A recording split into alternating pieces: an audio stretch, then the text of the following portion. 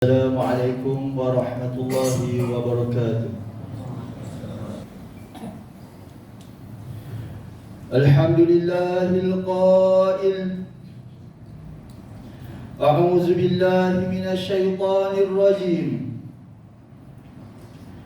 Wa'adallahu alladhina amanu minkum wa 'amilus solihati la yastakhlifannahum fil ardh كما استخلف الذين من قبلهم وليمكنن لهم دينهم الذي ارتضى لهم وليبدلنهم من بعد خوفهم أمنا يعبدونني لا يشركون بي شيئا ومن كفر بعد ذلك فأولئك هم الفاسقون.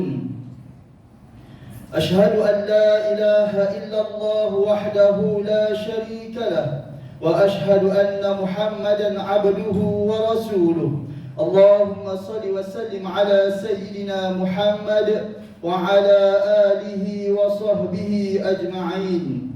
أما بعد فيا أيها المسلمون اتقوا الله أوصيكم وإياي بتقوى الله فقد فاز المتقون. قال الله تعالى يا أيها الذين آمنوا اتقوا الله حق تقاته ولا تموتن إلا وأنتم مسلمون. Muslimin yang dirahmati Allah sekalian, saya berpesan kepada diri saya dan para jemaah agar bertakwa kepada Allah Subhanahu wa taala dengan melaksanakan segala perintahnya dan meninggalkan segala larangannya. Mudah-mudahan kita menjadi hamba Allah yang diridai di dunia dan di akhirat. Pada hari yang mulia ini, mimbar akan membicarakan khutbah yang bertajuk Pemimpin dan Masa Depan. Hadirin Jumaat sekalian, pemimpin dan masa depan adalah dua elemen yang saling berkaitan. Seseorang pemimpin itu adalah seseorang yang memiliki daya keupayaan dan kecekapan supaya pencapaian masa depan sebuah negara mampu dibentuk dengan baik. Kepimpinan dalam Islam bukan satu kemegahan, keistimewaan atau kelebihan. Ianya adalah amanah mandat yang berat dan bertanggungjawabnya akan dipersoal di dunia lagi di hadapan Allah Subhanahu wa taala. Pemimpin yang beramanah, ikhlas, adil dan mengutamakan kepentingan umum adalah golongan pertama yang mendapat naungan Allah Subhanahu wa taala di akhirat kelak. Sekiranya cuai dan gagal, maka ianya adalah penghinaan serta penyesalan bagi seseorang yang memikul amanah.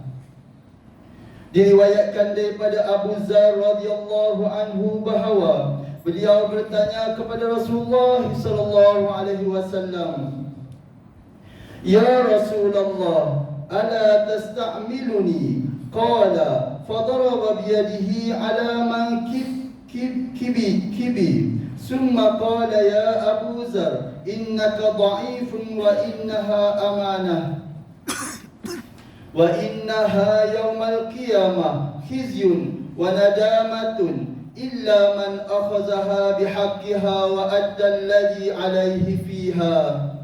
Wahai Rasulullah, kenapa engkau tidak memberi jawatan kepadaku? Baginda sallallahu alaihi wasallam menepuk tangannya di atas bahuku, kemudian bersabda, "Wahai Abu Dzar, sesungguhnya engkau lemah, sedangkan jawatan adalah amanah. Ianya pada hari kiamat nanti adalah penghinaan serta penyesalan, kecuali mereka yang mengambilnya dengan cara yang betul dan menunaikan kewajipannya." Riwayat Muslim. Hadirin sidang Jumaat sekalian, sekali lagi di tangan kita semua terletak hak bagi menentukan pemimpin yang mampu memperbaiki kerosakan dan masalah integriti sedia ada, membuka jalan dan menuju kecemerlangan dan kegemilangan masa depan negara. Justeru bagi merealisasikan pemimpin dan masa depan negara yang ideal serta dihormati, beberapa faktor perlu dan hendaklah dilihat dan dinilai oleh kita semua dengan akal yang sihat, berpandukan ilmu pengetahuan yang benar, pengalaman masa lalu dan situasi persekitaran semasa. Hadirin yang dikasihi Allah Subhanahu wa taala sekalian, siapa bakal dipilih menjadi pemimpin merupakan faktor utama bagi umat Islam, kerana pemimpin yang dipilih adalah potensi masa depan dan tonggak kepada kejayaan sebuah pentadbiran negara yang berintegriti dan gilang gemilang. Malaysia sebagai sebuah negara majoriti Islam, calon pemimpin yang dipilih mestilah mempunyai karakter yang kuat, bekerja keras dan mempunyai inisiatif dan daya usaha, bijaksana di dalam pelbagai ras, bangsa dan agama. Pemimpin negara untuk Malaysia yang hebat memerlukan pemimpin yang berpegangan teguh kepada prinsip-prinsip agama Islam, berintegriti dan bermoral tinggi. Pemimpin masa depan hendaklah mampu menentukan sesuatu dengan tepat dan betul, serta hendaklah menjaga semua unsur-unsur penting kedudukan Islam, umat Islam serta agama dan bangsa lain. Pemimpin masa depan juga hendaklah mampu memacu kemajuan spiritual dan fizikal yang seimbang dan membina asas-asas perpaduan sebuah negara mengikut rangka yang ditetapkan. Dalam Islam, seorang pemimpin hendaklah memiliki dan mengamalkan 4 sifat, iaitu siddiq atau jujur, sehingga dapat dipercayai peribadi, ucapan serta tindakannya, tabligh atau menyampai yang berkemampuan dan berkomunikasi serta berunding, amanah atau bertanggungjawab dalam menjalankan tugas, dan fatanah adalah cergas dalam mengatur perancangan, strategi serta implementasinya. Salah dalam memilih calon bakal mengundang negara yang tidak stabil dan kucar-kacir. Diriwayatkan daripada Abu Hurairah radhiyallahu anhu bahawa Rasulullah sallallahu alaihi wasallam ditanyakan bilakah kiamat. Rasulullah sallallahu alaihi wasallam bersabda, "Fa iza du'iyatil amanatu fantaziris sa'ah." Qala kaifa adha'atuha? Qala iza wusida al-amru ila ghairi ahlihi fantaziris sa'ah. Apabila amanah disia-siakan, maka tunggulah hari kiamat. Katanya, bagaimanakah yang dikira mensia-siakan? Sabda Nabi, sabda baginda sallallahu alaihi wasallam, apabila diserahkan urusan kepada orang yang bukan ahlinya, maka tunggulah kiamat. Riwayat Al-Bukhari. Jangan memilih pemimpin yang hanya memperlekeh agamanya. Fakta sejarah menunjukkan ramai pemimpin yang meletakkan perjuangan atas dasar agama, memelihara bangsa, mempamerkan ketulusan dan amanah. Namun setelah berkuasa, segalanya berubah. Hakikatnya, ketika berkuasa hanya berlaku tindakan menjaga kepentingan kelompok dan kekuasaan, balas dendam dan sering menyalahkan sejarah masa lalu. Apabila berkuasa, agenda menjaga Islam dan hak orang Islam bertukar kepada membela individu tertentu atau kelompok sendiri berbanding membela rakyat. Hasilnya gagal menjaga kesatuan bangsa, kestabilan politik dan kehormatan negara sebagaimana yang didambakan oleh kita semua.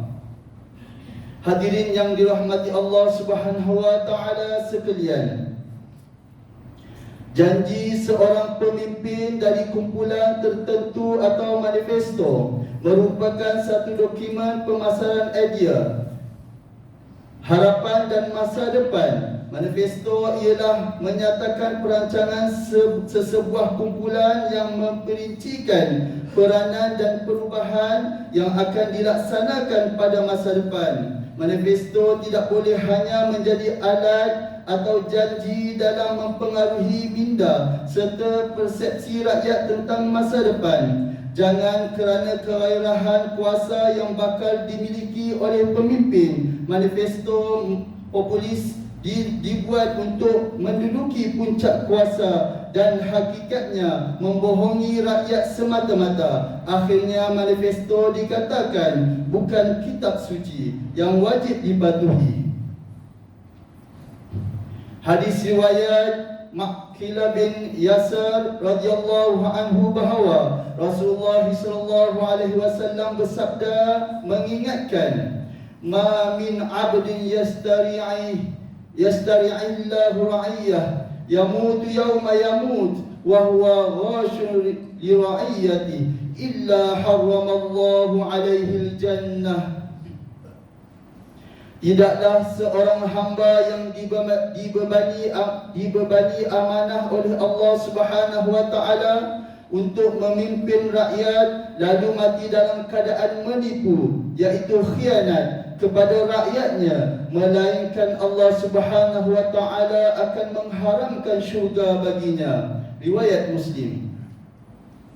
Manifesto perlulah realistik dan bersifat komprehensif yang diliputi setiap aspek keperluan rakyat dan masyarakat, kestabilan politik, keselamatan negara dan ketenteraman awam. Janji masa depan adalah terlalu berharga bagi rakyat dan negara ini dikorbankan demi mencapai matlamat politik jangka pendek individu atau kumpulan tertentu. Sesungguhnya kepentingan Islam, Melayu, umat Islam dan bumi putra sangat perlu diutamakan. Kedudukan Raja-Raja Melayu, institusi agama dan hak-hak orang Melayu wajib dipertahankan dalam masa yang sama, tidak meminggirkan hak-hak agama dan bangsa lain.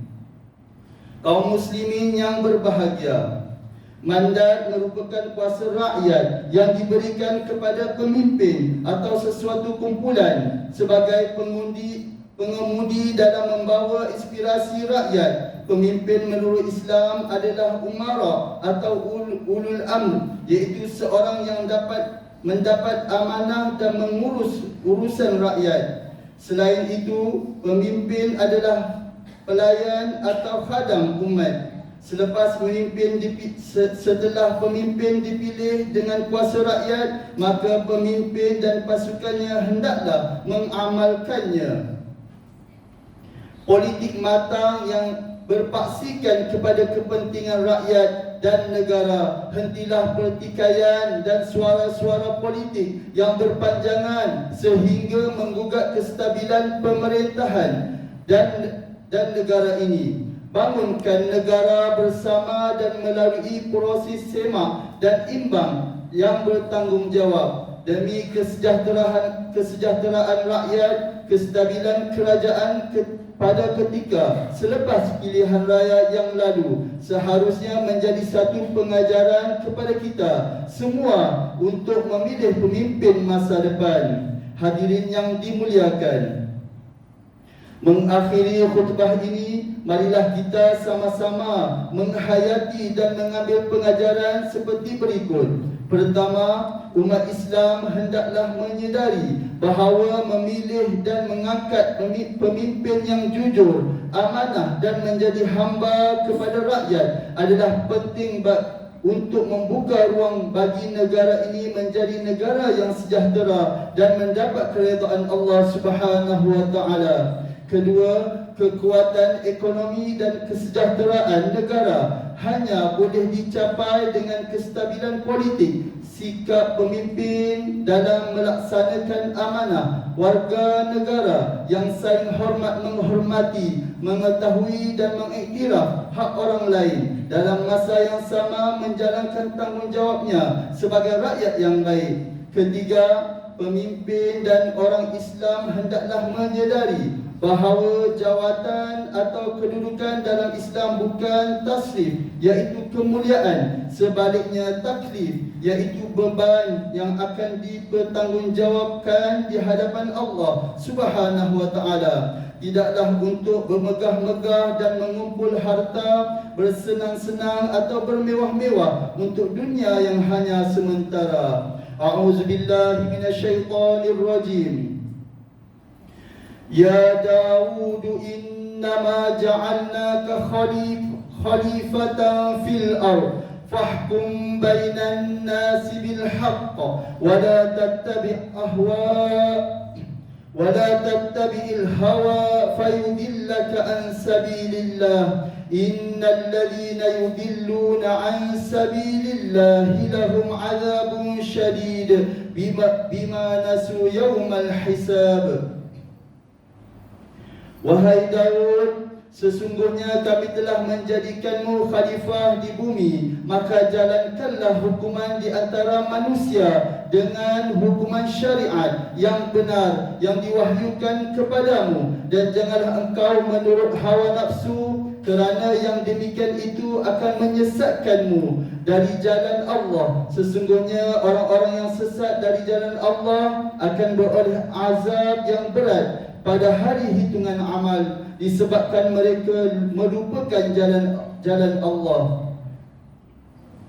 Barakallahu li wa lakum fil Qur'anil azim wa nafa'ani wa iyyakum bima fihi minal ayati wa dzikril hakim wa taqabbala minni wa minkum tilawatah innahu huwas samiul alim. Aqulu qawli hadza wa astaghfirullahal azim li wa lakum wa lisairil muslimin والمسلمات فاستغفروه إنه هو الغفور الرحيم.